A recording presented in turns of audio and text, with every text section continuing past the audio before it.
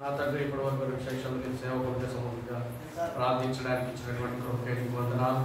నా తండ్రి ఇప్పుడు ప్రార్థనగా కొద్దిపాటి మాటలను జ్ఞాపకం చేసుకొని దాని కొంత నీ యొక్క ప్రణాళిక నీ స్వార్థ రాజ్యానికి కూడా జ్ఞాపకం చేసుకోవడానికి సహాయం కృప చూపించండి, సంరక్షించండి, శత్రు కార్యాలను లయపరచండి, శిలువలకు ప్రోక్షులని కంటికి కనిపించిన అంధకారశక్తులు శిలువలకు ప్రోక్షులని ఈ మహిమగల సింహాసనం నుండి ఈ వాక్కును మాకు అందించండి, మాతో మాట్లాడుతున్నాను.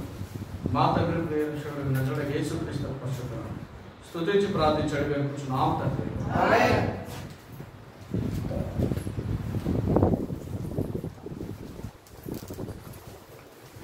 పరిశుద్ధ గ్రంథంలో నుండి 116వ కీర్తన మొదటి 2 చరణాలు. 116వ కీర్తన మొదటి 2 చరణాలు. 116వ కీర్తన మొదటి 2 చరణాలు. యెహోవా నా మొర నా విన్నపములను ఆలకించి ఉన్నాడు, కాగా నేను ఆయన ప్రేమించున్నాను. ఆయన నాకు చెవియొగ్గెను, కావున నా జీవితకాలం మొత్తం నేను ఆయనకు మొరపెట్టును. ఇక్కడ ప్రభు యొక్క ప్రణాళికను ప్రభు జ్ఞాపకం చేస్తున్నాడు.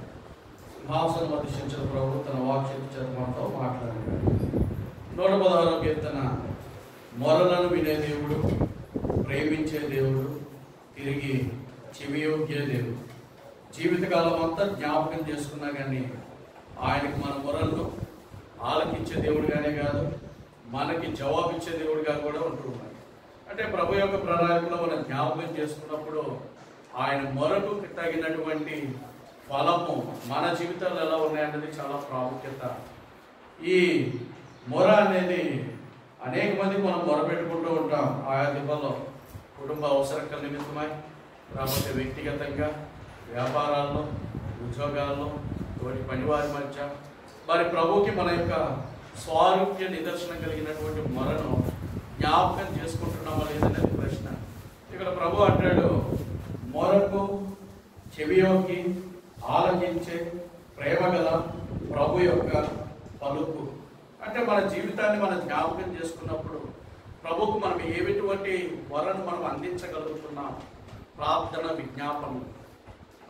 యొక్క విజ్ఞాపన దేవుని యొక్క మొరను ఆలకించడమే కాదు, మన ప్రార్థన ఎలా ఉంది, యథార్థత, విశ్వాసత లేక ఆత్మీయ క్షీణత. దేవుని యొక్క పనిలో మనం జ్ఞాపకం చేసుకున్నప్పుడు ఈ మొరల్లో ఒక్కొక్క గుణములను మనము గుర్తెరగాలి. విశ్వసించినటువంటి ఈ ప్రార్థనను మనం జ్ఞాపకం చేసుకుంటే ఒక సందర్భంలో ఒక మాట అంటాడు. ఏమన్నానంటే ఈ మొదటి రాజుల గ్రంథం 19వ అధ్యాయంలో దైవజనుడు ఏలియా తన యొక్క అనుభూతిని జ్ఞాపకం చేస్తాడు. అంటే ఆయన ప్రార్థనలో 4వ వచనం అంటాడు. 19:4లో సందర్భంలో తాను ఒక దిన ప్రయాణం అరణ్యంలోనికి పోయి ఒక బదరి వృక్షం కింద కూర్చుండి మరణాపేక్ష గలవాడై, యెహోవా నా పితరుల కంటే నేను ఎక్కువవాడిగాను, ఇంత మటుకు చాలు నా ప్రాణం తీసుకోమని ప్రార్థన చేస్తాను. 19:4 మొదటి రాజులో. అంటే ఈ సందర్భంలో ఈ జ్ఞాపకం చేసుకుంటే ప్రభు ఇచ్చాడు. ఆయన చేసినటువంటి శ్రేష్టమైనటువంటి ఫలం గుర్తుంది. ఆత్మీయమైనటువంటి స్థితిగతులు ఉన్నాయి, విశ్వాసం ఉంది, రక్షణ ఉంది, దాగులు ఉన్నాయి, ప్రభుని ఎదుర్కొనేది ఉంది, బాగానే ఉంది. కానీ అందులో నష్టం కూడా వెంబడిస్తూ ఉంది. నష్టాన్ని గుర్తించు, నష్టాన్ని సరి చేసుకోలేకపోతున్నాం, నష్టాన్ని ప్రభు ఎందుకు ఒప్పుకోలేకపోతున్నాం, ప్రభుకి అప్పచెప్పలేకపోతున్నాం. ఆ నష్టాన్ని ఏం చేస్తామంటే భారవాహికమైనటువంటి గాడిద మీద ప్రభు వచ్చినట్లు మనం ఏం చేస్తున్నామంటే అదే భారవాహిక గాడిదని నెత్తిన పెట్టుకొని పోతున్నాం. భారము పాప భారము, శరీర భారము, మనోవ్యాకులము, హృదయ వికారము లేక మనోవిచారం, ఇన్ని ఐహిక విచారాలను తీసుకొని ఈ భారాన్ని పెట్టుకుంటాం. ఇప్పుడు జ్ఞాపకం చేసుకుంటే ఈ భారంలో ప్రియులు కూడా జ్ఞాపకం చేసుకున్నారు, ప్రయాసపడ్డారు, స్థలం దొరికింది, కట్టబడింది, నిర్మింపబడింది. ఈ గృహానికి ఇంకెన్ని విచారాలు ఉంటాయి, ఎన్ని బాధలు ఉంటాయి. కట్టబడినటువంటి ఇంట్లో ఒక సంతోషం, ఇంకొకటి తీర్చాల్సినటువంటి క్రయము, నష్టము ఏ విధంగా తీర్చాలి. ఇన్ని రకాల వ్యయాలు అంటే మొరలో ఎన్ని రకాలు ఉన్నాయి. ఆకలి ఉన్నప్పుడు ఒక మొర, దుఃఖం కలిగినప్పుడు ఒక మొర, లేకపోతే ఆర్థికంగా ఉన్నప్పుడు ఒక మొర, తర్వాత ప్రభుని ఎదుర్కొనేటప్పుడు ఇంకొక మొర, అన్ని నిండినప్పుడు ఇంకొక మొర. ఎన్ని రకాల మొరలో ప్రభుకి ఆయనకి అర్థసహితంగా ఉండే మొరలు వేరు, అర్థసహితం కానటువంటి మొరలు వేరు. బహుశా ప్రభు యొక్క ప్రణాళికలు మనం జ్ఞాపకం చేసుకుంటే ప్రభుకి నేర్పించాల్సింది మనం నేర్పిస్తున్నాం, మనం ప్రభు నుంచి నేర్చుకుంటున్నాము. చాలా కష్టమైన క్వశ్చన్ మార్క్, ప్రశ్న పత్రంగా మిగిలిపోయే మన జీవితాలు. అంటే ఇక్కడ అంటాడు ఈ భక్తుడు 19:4 దిన ప్రయాణం అరణ్యంలోనికి పోయి వధువు వృక్షం కింద కూర్చొని మరణాపేక్ష గలవాడై. ఎందుకు మరణాపేక్ష ఎందుకు వచ్చింది? ఆ ముందు అధ్యాయులు వాటి సందర్భాలను జ్ఞాపకం చేసుకుంటే 17 తర్వాత ఇష్వీయుడైనటువంటి ఏలియా కలిగినటువంటి అనుభవాన్ని జ్ఞాపకం చేసుకున్నప్పుడు ఈ దైవజనుడు అంటాడు, నీవేళ్ళు కెరీతు వాగు దగ్గర దాగి ఉండాల్సింది ఎక్కడ? యెహోవా రెక్కల క్రింద దాగి ఉండాల్సిన మనము, క్రీస్తు యొక్క రక్త నిబంధనలు కలగబడినటువంటి మనము, దాచబడినటువంటి ధననిధిలో ఉన్నటువంటి ప్రభు యొక్క సన్నిధిలో మనం అక్కడ నిలబట్టలే. మన ఆలోచనలన్నీ ఏమైపోతుందంటే ఏదో మరణం. ఏ మరణం? యెజబెల్ వచ్చింది ఒక మాట చెప్పి, ఆ మాట కబురు అందుకున్నాడు. భయము. ఏం భయం? ప్రసవించు స్త్రీ వేదన పట్టినటువంటి భయం వచ్చేసి ఆత్మీయంలో పతనం. ప్రభు అంటాడు, నీకు ఇంత భయం ఎందుకు? లేదు, బదరు వృక్షం కింద నేను మరణాన్నే స్నేహిస్తున్నా. ప్రభుని స్మరించడం లేదు. మరణాపేక్ష. ఎందుకు మరణాపేక్ష అంటే పదే దాన్ని ఊహించుకొని నేను ఇట్లా చచ్చిపోతాను, అలా ఉంటాను, ఇట్లా ఉంటాను, ఇంకా చాలు అనుకుంటే అదే అపేక్షించడం. 28 ఆదికాండ సందర్భంలో కూడా ఆ దైవజనుడు భక్తుడు యాకోబు కూడా అంటాడు, ఆ మరణాపేక్షను అపేక్షించుకున్నాడు. ఎందుకు అపేక్షించుకున్నాడంటే ఆయన తన సహోదరుడైనటువంటి హింస చేయడానికి, సంహరించడానికి ప్రయత్నం చేస్తాను. తల్లి చెప్పిన మాటకి ఆయన అంటాడు, ఏ శవమో నిత్యంగా సంహరిస్తాడు. అంటే ఈ సంహారణ ఏంది? దేవుని యొక్క ప్రేమ కంటే బలాన్ని ఎంచుకుంటున్నాం. కానీ ప్రభు అంటాడు ఆ కొరింథీ పట్టణానికి వివరించేటప్పుడు 13వ అధ్యాయం సందర్భంలో, ప్రేమ బలమైనది, మరణం కంటే బలమైనది అంటాడు. కానీ మనమేమన్నంటే ప్రేమను దొక్కేస్తున్నాం, మరణాన్ని పెంచుతున్నాం. మన లాహిక విచారాలు అనేక. కానీ ఇక్కడ ప్రభు చెప్పే మాట ఏమనంటే, నీవు కూర్చున్నావు, ఇంత మడుగు చాలు ప్రార్థన చేసావు. ఎంతమందికి చాలు? చాలాసార్లు కొంతమంది అంటారు కొన్ని మాటలు, దేవుడు ఇప్పటి వరకు ఉంచాడు చాలా. ఇంకా ఏమి ఎరగబెట్టాం దేవుని కోసం? ఏం చేసాం దేవుని కోసం? ఏమి చేయలే. చేసిందంతా సున్నా. మన ఇంటి కోసం చేసాం, మన బిడ్డల కోసం చేసాం, మన పిల్లల కోసం చేసాం, కుటుంబం కోసం చేసాం, మన వరకు మనం చేసుకున్నాం. దేవుని కోసం ఏం చేసాం? ఏమి చేయాలి? ప్రభువా ఇంతే చాలు, ఇంతవరకు చాలు, ఇంకా చాలు నాకు అంటే మనం ఏం చేయగలుగుతున్నాం? దేవుని కలిగినటువంటి ఫలం చాలా ముఖ్యం. దేవుని రుణం తీర్చుకునే కార్యం ఏం చేయగలిగాం? ఆయన అంటాడు యెషయా ప్రవచన గ్రంథం 6వ అధ్యాయంలో, నా నిమిత్తం ఎవరు పోవు అంటే నేను పోను. ఎవరు పోవాలా? ఎవరు వినాలా? మన వరకు వచ్చేసరికి కష్టము, దుఃఖం, బాధ గుర్తొస్తాయి. ఎదుటి వారికి వస్తే దేవుడిని నమ్మకత్వాన్ని రుజువుపరుస్తాడు. ఎక్కడ వరకు అంటే దేవుని యొక్క పనిలో, దేవుని యొక్క నిబద్ధతలో, ఆయన యొక్క సన్నిధిలో ఎలా మొరపెడుతున్నా? మొర ముఖ్యం. ఆయన అంటాడు, నువ్వు నిజంగా మొరపెట్టు, నేను వెనుకొని ఉంటాను. నా హస్తమే ఉనికి వచ్చేయండి. నా యొక్క భారము, సులువైన ఖాళీ కలిగినటువంటి ఆ పాప భారాన్ని, నీ మీద ఉండాల్సిన భారాన్ని నా మీద తీసుకుని, నీ మీద ఉన్నటువంటి శాపము, మలినము, దుర్గంధము, పాప శాప దోషములన్నిటినీ నా మీద మోస్తున్నాను. అది నా ప్రాణే కాదు, నా వీపు అయిపోయింది. అందుకే వీపుని ఏమైపోయింది? దున్నబడింది అంట.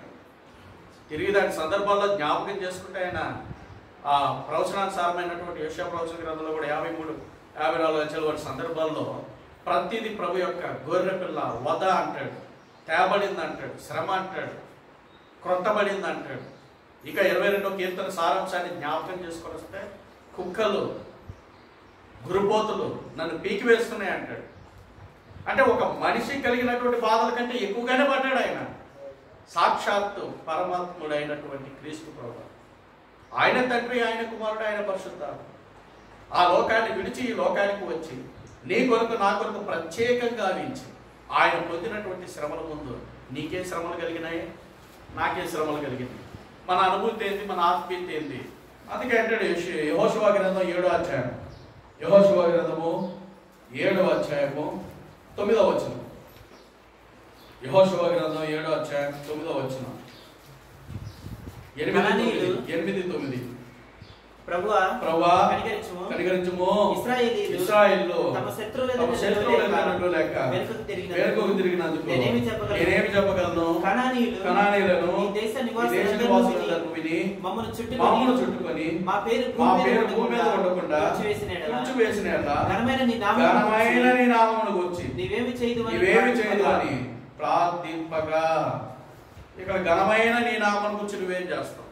మనం ఎంతసేపు మన భారం ఎక్కువ ఉంటాయి, దేవుడి భారం తక్కువ. మనం ఎంతసేపు ప్రభువా ఆ అక్కర ఉంది, ఈ అక్కర ఉంది, ఈ సమస్య ఇది ఉంది, అది ఉంది, ఇది ఎప్పుడు పట్టించుకున్నావు, ఏం చేసావు విసిగించి సాగొడతాం. దేవుడి యొక్క ప్రార్థనలో ఎడబాటుగా ఉండే ప్రభు యొక్క ప్రార్థనలో నిశ్చలమైన రాజ్యం యొక్క మర్మం గుర్తుంది. అంటే నిశ్చలమైన రాజ్యం ఒకటి స్థిరపరచబడింది, అది మన కొరకు అలంకరింపబడ్డాడు. ప్రభు రక్త క్రయధనములో మనల్ని విమోచించినటువంటి బలిత్యాగము, దాన్ని స్వతంత్రింపజేయగల శక్తి మనకు ఉందన్న విషయాన్ని మర్చిపోతాం. అందుకే ఆ ప్రార్థన యొక్క సందర్భాన్ని కూడా 7వ అధ్యాయం వాటి సందర్భంలో జ్ఞాపకం చేసుకున్నప్పుడు ఆ సందర్భం వచ్చింది, అంతా వచ్చింది. కానీ యెహోషువ అడిగినప్పుడు ఆయన అంటాడు ఇశ్రాయేలీయులు అని పదాన్ని ఉపయోగిస్తాడు. ఎందుకు ఒక వ్యక్తి పేరు ఎందుకు చెప్పాలా? సాక్ష్యం ఉండే దగ్గర, ఆత్మీయత ఉండే దగ్గర, రక్షణ ఉండే దగ్గర, దేవుని వెతికే దగ్గర, దేవుణ్ణి మరచే దగ్గర నువ్వు ఏం గుర్తు పెట్టుకుంటున్నావు, ఏం చేస్తున్నావు? వెతుకుతున్నావు మర్చిపోతున్నావు,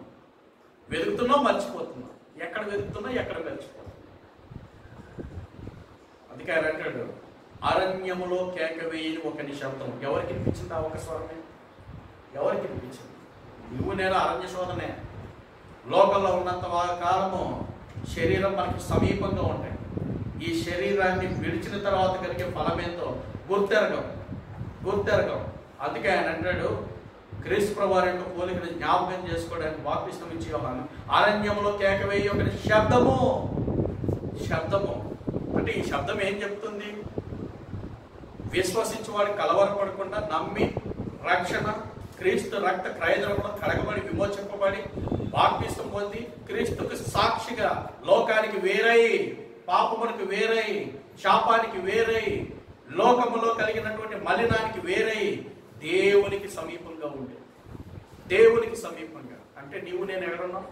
లోకానికి సమీపంగా. లోకం సమీపంగా ఉన్నప్పుడు దేవుని స్వరం ఏమి వినిపిస్తాయి? ఏమి వినిపించవు? పెడచెవి, పెడ ఆలోచన, లోకపరం. అంటే దైవికమైనటువంటి బలమును ఆస్వాదించకుండా లోకం అనే బలం. అందుకే సంవత్సరం కూడా అంటాడు ప్రభా ఒక్కసారి జ్ఞాపకం చేసి. ఏం జ్ఞాపకం చేస్తున్నాడు?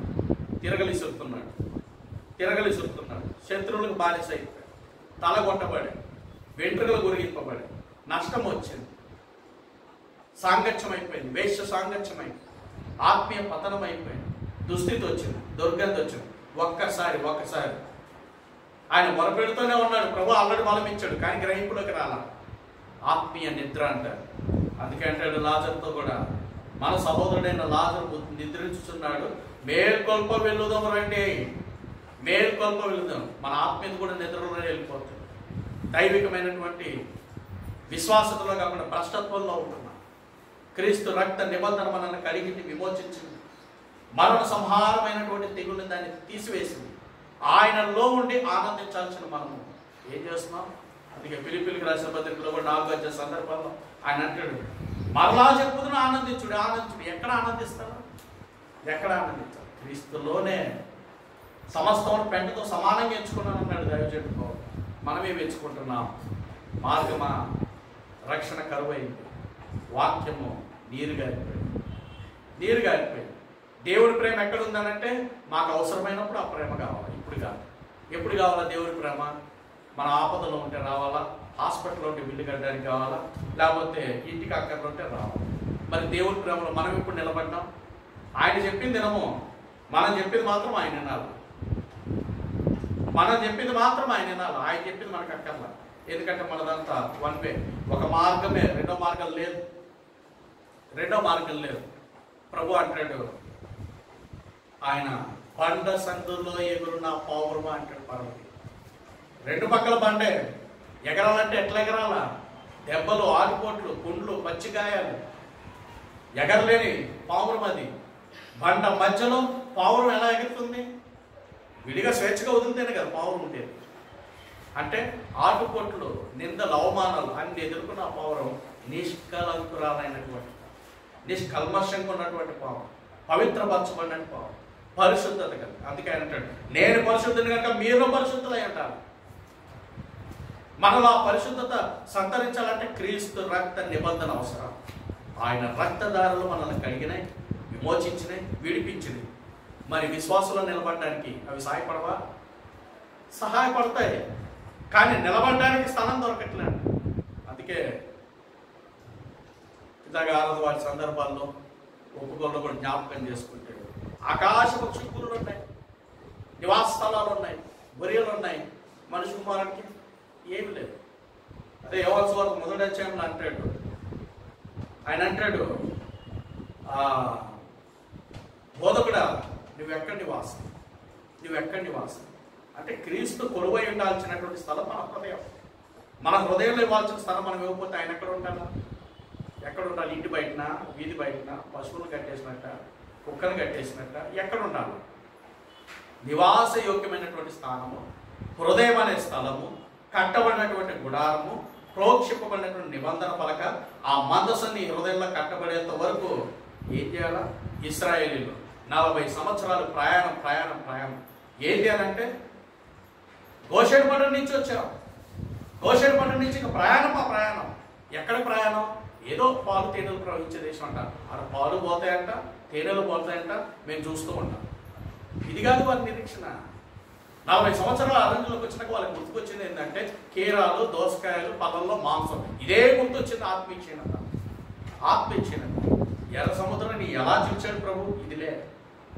యోర్దాను మధ్యలోకి వచ్చినాక మందసం ఎలా నిలబడితే ఆదాంపురం నుంచి ఎట్లా నీళ్ళు ఆగిపోయినాయి అది గుర్తులే. వీరికి గుర్తొచ్చిందల్లా కీరాలు, దోసకాయలు. అంటే లోకపరమైనటువంటి సాంగత్యానికి ప్రాముఖ్యత ఎట్లయిపోయింది? 400 ఏళ్ల పైబడి ఇశ్రాయేలీయులు వారు సహవాసం చేసింది ఎక్కడ అని అంటే ఐగుప్తులో. అందుకే ఐగుప్తు యొక్క ఐహిక విచారాలు పట్టినాయి. ఈ లోకమనే మాలిన్యంలో ఆదాము మొదలుకొని ఆది ఆదాము నుంచి కలిగినటువంటి పాప వృత్తి కడపటి ఆదామైన క్రీస్తుని ధరించుకున్నా కానీ అది మనల్ని గుర్చుతానే ఉంది. అందుకే పౌలు భక్తుడు అంటాడు, నాకు ఒక ముళ్ళు ఉంది 2 కొరింథీ 12 సందర్భంలో. ఆ ముళ్ళు తీసుకోవాలనుకుంటున్నా, కష్టం అవుతుంది, నా వల్ల కావట్లేదంటే ప్రభు అంటున్నాడు, ఒక్క మాట చేయొచ్చు, గాబ్రియేలు నువ్వు పోయి ఒక అద్భుతం చేయనొచ్చు, చేయలే. మిఖాయేలు నువ్వు వెళ్ళి యుద్ధం ఆడానని చెప్పచ్చు, కానీ పోలా. కెరేబులు మీరు పోయి ఒక మర్మాన్ని చూపించాలని చెప్పాలా. ఆయన నా కృప మాత్రమే నీకు చాలన్నాడు. నా కృప మాత్రమే నీకు చాలు. చేయాలంటే ఆయన పని ఉంది. చాలామంది అంటాడు, ఆ మధ్యకాలంలో ఒక చోట సువార్తకి వెళ్తే కూడా ఆ సువార్తలో ఒకైనా అన్నాడు, ఒక ఆమె కాల్చుకొని చచ్చిపోయింది రాత్రి 11-12 మీ దేవుడు ఏం చేస్తున్నాడు అని. నేను అన్నా ఆయనతో, బాగానే ఉంది నువ్వు చెప్పావు, నిన్ను పెట్టాడు కదా, మేమంతా అందుబాటులో లేము, నిన్ను పెట్టాడు కదా, నువ్వేం నిద్రపోతున్నావు? అవును నేను నిద్రపోతున్నా. రాత్రి 12:30 ఐహిక విచారాలు మనవిగా భర్త తాగి తన్ని కొట్టి చేస్తే చెప్పేటట్టు చెప్తాడు. ఆమె చచ్చిపోతే మీరేం చేస్తున్నారు? మీ దేవుడు ఏం చేస్తారు? దేవుడు ఎవరికి? ప్రత్యేకంగా ప్రభు చేయాల్సింది మానవుని శరీరంలో హృదయంగా కొలువైనప్పుడు నీ త్రాగుడు, నీ వ్యసనము, నీ మలినము, నీ పత్తాలు, నీ చోదము ప్రతిదీ తీసివేయబడడానికి. దాన్ని అన్ని కట్టుకోమని చెప్పలే ప్రభు. నీ పాపాన్ని, నీ జీవితాన్ని, నీ దుర్గంధాన్ని, నీ కుటుంబాన్ని నష్టపరిచేదాన్ని ద్వేషించమనే చెప్తుంది క్రీస్తు ప్రభు ఈ పరిశుద్ధ గ్రంథంలో. ఆయన చెప్పేది కూడా అదే, నేను పరిశుద్ధిని మీరు పరిశుద్ధంగా జీవించాలా. ఇదే పరిశుద్ధత. ఈ పరిశుద్ధత ఎవరి వల్ల? నిష్కలంకమైన గొర్రెపిల్ల రక్తం. ఆయనే క్రీస్తు యేసు ప్రభువు వధింపబడ్డారు. 2025 సంవత్సరాల క్రితం ఈ లోకానికి వచ్చాడు, కార్చాడు, ప్రశస్త రక్తాన్ని కార్చాడు. నా నిమిత్తం కాదు, మీ పిల్లల నిమిత్తం ఏడవండి అన్నాడు. ఎందుకు ఏడవమన్నాడు? ఎందుకంటే మీరు మొరపెట్టండి. అందుకే ఆయన అంటాడు, అడుగుడే మీకు ఇవ్వబడు. నువ్వు మొరపెట్టవు, నేనేమి ఇవ్వాలా? ఇప్పుడు సమూహం ఉన్నాం, యాజక సమూహంగా మేము ప్రార్థన చేస్తాం, బాగానే ఉంది. మా ప్రార్థన ఎక్కడ వరకు? మీరు అడగనంత వరకు అది మీకు దొరికినా దొరకనట్టే ఉంటాయి. ఇటు మా ప్రార్థన, ఇటు మీ ప్రార్థన వేరు తండ్రి ప్రవహించే ప్రభు యొక్క ప్రభావం. ప్రభావం. అందుకే ఆయన అంటాడు యాకోబు పత్రిక 1:17 ఆ సందర్భంలో ఒక మాట ఉంటాయి. రండి యాకోబు పత్రిక 1:17 యాకోబు 1:17. శ్రేష్టమైన ప్రతి ఈవియు సంపూర్ణమైన ప్రతి వరమును పరసంబంధమైనదై జ్యోతిర్మయుడగు తండ్రి యొద్ద నుండి ఎక్కడ పరసంబంధమైనది? ఈ లోకమైందని చెప్పాడా? శరీరం అని చెప్పాడా? లే, పరసంబంధమైన ఎక్కడి నుంచి? సింహాసనం అధిష్ఠించిన ప్రభువారు తానే బలి అర్పణగా అర్పింపబడిన ప్రభువారు ఆ సింహాసనం మీద నుండి తన బిడ్డలకి ఇచ్చుట ఎక్కడ? ఇవ్వాలన్నా ఆయన చిత్తమే, తీసుకోవాలన్నా ఆయన చిత్తమే. అంతా కూడా యోగ్యంగా జ్ఞాపకం చేసుకున్నప్పుడు యెహోవా ఇచ్చిన యెహోవా తీసుకున్నారని చెప్పగలిగారు. అంటే మన జీవితంలో ఆదికాండంలో అంటాడు 22 సందర్భాల్లో నీకు ఒక్కగానైనటువంటి నీ కుమారుని ఇసాకును తీసుకొని ఎక్కడికి? మోరియా అనే ఒక పర్వతంలో ఆ దేశంలో నువ్వు ప్రవేశించావు. ఏం చేయాలా? శారమ్మకు చెప్తే ఊరుకునిద్దా? కొడుకుని తీసుకుని వెళ్ళాలని అంటే యువకి విచ్చి ఈ దేవుడు ఏం దేవుడు? మాయదారి దేవుడు. బిడ్డను ఇచ్చినట్టు ఇచ్చి తీసేసుకున్నాడు. ఒప్పుకునేదా? ఒప్పుకోవాలా? పని వాళ్ళు ఎవరని చెప్తారంటే వాళ్ళని కిందే ఆపాడు, తీసుకెళ్ళాలి. కొడుకును ఒక్కనే సంకట పెట్టాడు, కట్టెలు పెట్టాడు, గాడిని పట్టుకున్నాడు, అన్ని పట్టుకున్నాడు, మోసపోతానే ఉన్నాడు. కొడుకు ప్రశ్న వచ్చింది, నాయన నిప్పు ఉంది, ఇవి ఉన్నాయి, కట్టెలు ఉన్నాయి, అవి ఉన్నాయి. అర్పణేది హృదయ అర్పణ. ప్రభుకి నీవు నేను ఏమి ఇవ్వగలుగుతున్నాం కుటుంబంగా? ప్రభు అంటాడు, నువ్వు వేకులు వచ్చి మొరపెట్టు, మొదటి జామును మొరపెట్టు, నీ బిడ్డల గురించి మొరపెట్టు, విలాపవాక్యాలు వివరిస్తూ ఉన్నాడు. మొరపెట్టాం, ప్రార్థనే అక్కర్లా, మనకి వాక్యమే అక్కర్లా, దేవుని గురించినటువంటి జ్ఞాపకమే లేదు, కుటుంబ ప్రార్థన ఉండదు, ఏముండదు, విశ్వాసత ఉండదు, ఆత్మీయత ఉండదు. మన వరకు వచ్చేసరికి దేవుడు నాకు మేలు చేయలేక, ఇతరులకైతే దేవుడు ఎందుకు విశ్వాసం ఉంచుకుంటాం. నిలబడడానికి మనకే స్థానం దొరకలేదు కానీ ఇతరులకంటే నిలబడాలి, ఇది మంచిది, ఈ బండ అని చెప్తారు. యాడ నిలబడగలుగుతారు? ఈ సాక్ష్యం ఏంటి? గుణవతి అయినటువంటి స్త్రీ తన ఇల్లును కట్టుకుంటుంది. గయ్యాలు ఏం చేస్తుంది? ఇల్లును పెరికి వేసుకుంటుంది. పెరికి వేసుకోవాలంటే 2 నిమిషాలు పీకి పక్కన పడేయచ్చు. కానీ కట్టుకోవడం ఇటుక కావాలా, కంకర కావాలా, ఇసుక కావాలా, మట్టి కావాలా, మళ్ళీ దాన్ని పునాది తీయాలా, సమకూర్చాలా, దాన్ని నిర్మించాలా, కట్టాలా. ఎలా కడుతున్నావు నువ్వు? అందుకే ఆయన అంటాడు, యెహోవా ఇల్లు కట్టించిన దాన్ని కట్టువారి ప్రయాసము వ్యర్థం. ఇప్పుడు ప్రభు కట్టే ఇంట్లో కూడా ఆయన హృదయంలో కొలువై ఉంటేనే నిలబడే స్థానం. ఆయన కొలువు లేకపోతే నీ రక్షణ వృధా. నేను యేసు ప్రభు నమ్ముకున్నాను. ఎందుకు నమ్ముకున్నాను? డబ్బులు ఇస్తానన్నా, అప్పుడు పోతాయి అన్నాను. రోగాలు ఆయన చెప్పలా. ఆయన చెప్పింది ఏంటి? విశ్వాసముంచుము, నీవును నీ ఇంటి వాళ్ళు రక్షణ పొందుతారు. ఆత్మరక్షణ, పాపం నుండి విముక్తి, దోషము నుండి విముక్తి, నిత్యత్వం కలిగినటువంటి ప్రభు పనిలో ఎడతెగక అట్లా అని చెప్పి నమ్ముకున్నాను వదిలేస్తావా? వదిలేయడానికి లేదు. ఆ విశ్వాసతను నువ్వు కాపాడుకోవాలి, భద్రపరచుకోవాలి, సంరక్షించుకోవాలా. చేపట్టిన దాన్ని, గట్టిగా చేపట్టిన దాన్ని విడిచిపెట్టకూడదు. విడిచిపెడితే ఏమైపోతే నష్టం. అందుకే ఈ మొదటి రాజుల గ్రంథం సందర్భంలో కూడా జ్ఞాపకం చేసుకున్నప్పుడు ఆయన కృంగుదలకు వచ్చింది. ప్రభు అంటాడు, నువ్వులే అన్నం పెట్టాడు, దోత వచ్చి ప్రక్క తడితే కలవరపడ్డాడు. ఏంది, ఎందుకు వచ్చావు, ఏం పని పడలేదు నీకు అని అంటే ఆ దోత అంటాడు, అయ్యా ఏం లేదండి, కొంచెం తినేసి పండుకో. ఈయనెవరు? దైవజనుడు, ప్రవక్త. వాళ్ళెవరు? నిత్యం 24 గంటలు ప్రభు సన్నిధిలో ఉండి పరిశుద్ధుడు అని మానక దివారాత్రం జ్ఞానం చేసేవారు, స్తుతించేవారు. వాళ్ళని ఈయన ప్రశ్న. సరే మళ్ళీ అనుకున్నాం, మళ్ళీ లేకుండా మళ్ళీ తగ్గింది. మళ్ళీ వచ్చాం, అయ్యా భోజనం చేసుకోండి. శక్తికి మించిన భారం ఉంది మీకు. శక్తికి మించి ప్రయాణం. ఎక్కడ ప్రయాణం? దేవుని యొక్క హృదయములు పోలి నువ్వు జీవిస్తే ఆ మెల్లనైన స్వరాన్ని నువ్వు జయించగలుగుతావు, పొందుకోగలుగుతావు, స్వీకరించగలుగుతావు. బయలుదేరాడు, బండలు వచ్చాయి, కొండలు చీలిపోయాయి, పెను తుఫాన్లు వచ్చాయి, పెను గాలులు వచ్చాయి, శ్రమలు, ఇరుకు, ఇబ్బందులు విశ్వాసకి సహజం. విశ్వాసికి సహజం, ఆత్మీయతకి సహజం, కుటుంబానికి సహజం, సేవకునికి సహజం, నడవడికలో సహజం. కానీ ఏంది, ఈ విశ్వాస యాత్రలో పందిరంగంలో పరిగెత్తాలంటే త్రొట్టిల్లకుండా కాపాడు దేవుని హస్తం కావాలి. హస్తం కావాలంటే నిన్ను నువ్వు ప్రభుకి అర్పించుకోవాలి. నిన్ను నువ్వు ప్రభుతో స్థానం కలిగి ఉండాలి. అంటే ప్రభు యొక్క సన్నిధిలో సంరక్షింపబడాలి. సంరక్షింపబడాలి అంటే నీవేమయ్యాలా? నీ హృదయము మహిమ కలిగినటువంటి ప్రభు యొక్క బలిపీఠంగా సమర్పించబడాలి. ఎప్పుడైతే ప్రభు సన్నిధిలో నీ మొరను ప్రభుకి చేర్చగలుగుతావో, ఇటు నీవైనా, కుటుంబమైనా, బిడ్డలైనా, విశ్వాసము అయినా, నీ ద్వారా ఇతరులు, నీ బంధువర్గమైనా సరే దీవింపబడతారు. ఎందుకు?